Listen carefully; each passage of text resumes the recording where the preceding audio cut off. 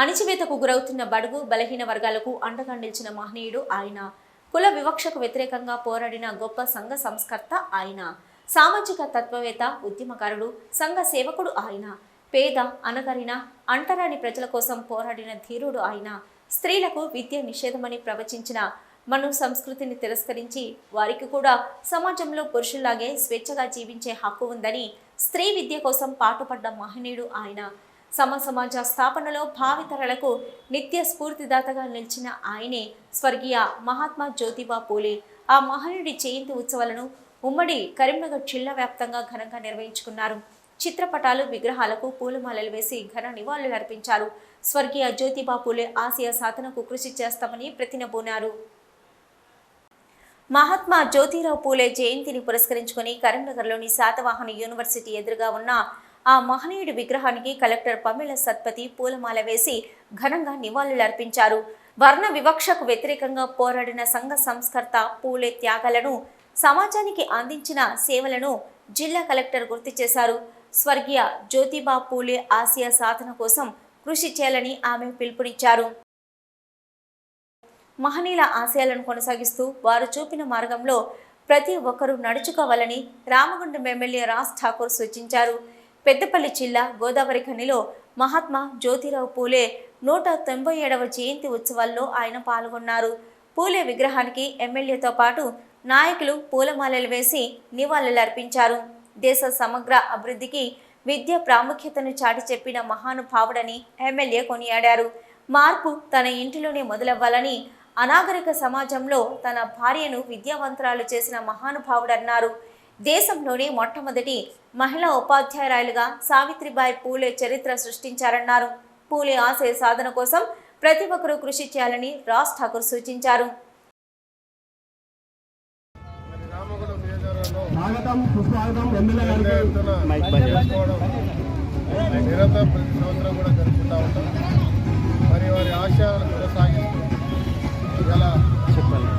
భారతదేశంలో అంబేద్కర్ గారు చట్ట సవరణ చేసి పేద బలహీన ఆదుకోవాలంటారు.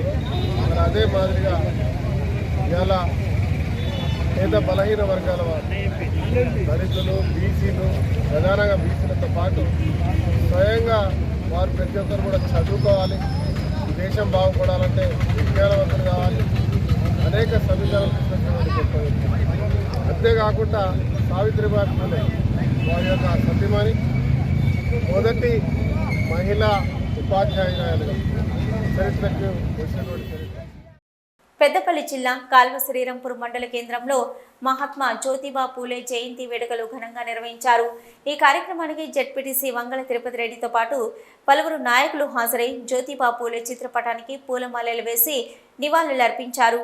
ఆ మహనీయుడు జ్యోతిబా పూలే అన్నారు, సమాజంలో అనేక ఇబ్బందులకు గురైన నిమ్న జాతులను మేలుకొల్పి వారి హక్కుల సాధనకు కృషి చేసిన మహాత్ముడు పూలే అన్నారు. నేటి యువత పూలేను ఆదర్శంగా తీసుకోవాలని సూచించారు. స్వర్గీయ జ్యోతిరావు పూలే జయంతి ఉత్సవాలు జరుపుకోవడం జరిగింది. మరి పూలే గారు ఏదైతే బడుగు బలహీన వర్గాలకు, అదేవిధంగా స్త్రీజాతి ఔన్నత్యానికి, స్త్రీజాతి విద్య కోసం నిరంతరం కృషి చేసినటువంటి జ్యోతిరావు పూలే ఈరోజు మనం అందరం కూడా స్మరించుకోవడం, మరి వారి ఆశయాలను కూడా కొనసాగించే విధంగా, అదేవిధంగా యువత కావచ్చు, అదేవిధంగా నాయకులు కావచ్చు, అందరం కూడా ఏదైతే ఈ మాసం అంతా కూడా మహనీయులు పుట్టినటువంటి మాసం, ఈ మాసంలో మరి జ్యోతిరావు పూలే గారు కూడా మరి జన్మించడం, వారిని అందరం కూడా స్మరించుకోవడం చాలా మంచిది. రాబోయే రోజుల్లో యువత అంతా కూడా వారి ఆశయాలను కొనసాగించాలని కోరుకుంటా ఉన్నాం. ఈ ఏప్రిల్ మాసం అంటేనే ఒక మహనీయులకు పుట్టినిల్లు లాంటి మాసం గనక ఈ మాసం ఒక మహనీయులకు నిలయంగా చెప్పుకునే ఏప్రిల్ మాసంలో ఈ జ్యోతిరావు పూలే గారి జన్మదినాన్ని పురస్కరించుకొని శ్రీరాంపూర్ మండల కేంద్రంలో వారి చిత్రపటానికి పూలమాలలు వేసి జోహార్లు అర్పించడం జరిగిన సందర్భంలో వారు అనేక సంఘ సంస్కరణలు చేసి ముఖ్యంగా మహిళలు చదువుకోవాలనే వారి ముఖ్య ఆలోచనతోని ఈ దేశంలోనే మహిళలందరూ చదువుకునే విధంగా ఎంకరేజ్ చేసినటువంటి గొప్ప మహనీయులు జ్యోతిరావు పూలే గారు కనుక వారి ఆశయాలను కొనసాగించే విధంగా కూడా ప్రతి ఒక్కరం కూడా రానున్న రోజులలో కూడా చదువుల పట్ల కానీ మహిళల పట్ల కానీ వారు అనుకున్న విధాలుగా మన అందరం కూడా కృషి చేయాలని తెలియజేసుకుంటూ సిద్దిపేట జిల్లా బెజ్జంకి మండలంలో మహాత్మా జ్యోతిబా పూలే జయంతి వేడుకలను ఘనంగా నిర్వహించారు. ఈ సందర్భంగా పలువురు నాయకులు జ్యోతిబా పూలే విగ్రహానికి పూలమాలలు వేసి ఘనంగా నివాళులర్పించారు. అనంతరం వారు మాట్లాడుతూ సంఘ సంస్కర్తగా, సామాజిక తత్వవేత్తగా సమాజం స్థాపన కొరకు అహర్నిశలు కృషి చేసి కుల వ్యవస్థకు వ్యతిరేకంగా పోరాడిన ధీరుడని కొనియాడారు.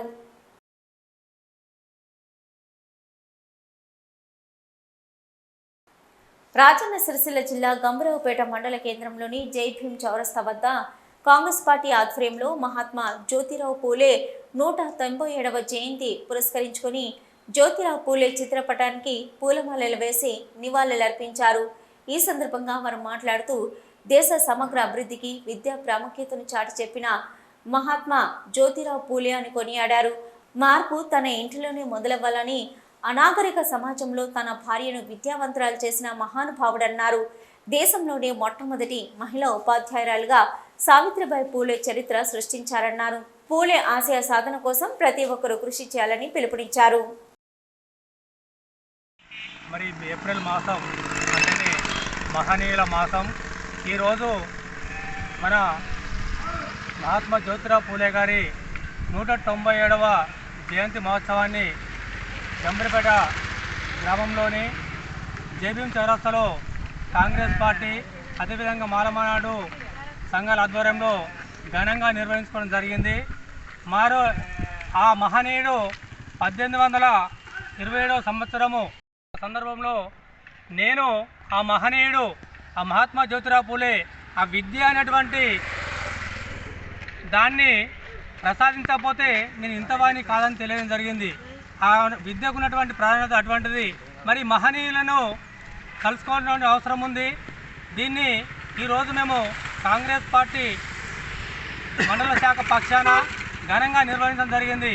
మహనీయులను స్మరించుకుంటూ మహనీయుల ఆశయ సాధనలో ముందుకెళ్ళవలసిన అవసరం తెలియజేస్తూ ఈనాటి కార్యక్రమంలో నిజంగా తన యొక్క సతీమణిని ఒక ఉపాధ్యాయులుగా తీర్చిదిద్ది ఈ దేశానికి చదువుల తల్లిగా నామకరణం చేయడం జరిగింది.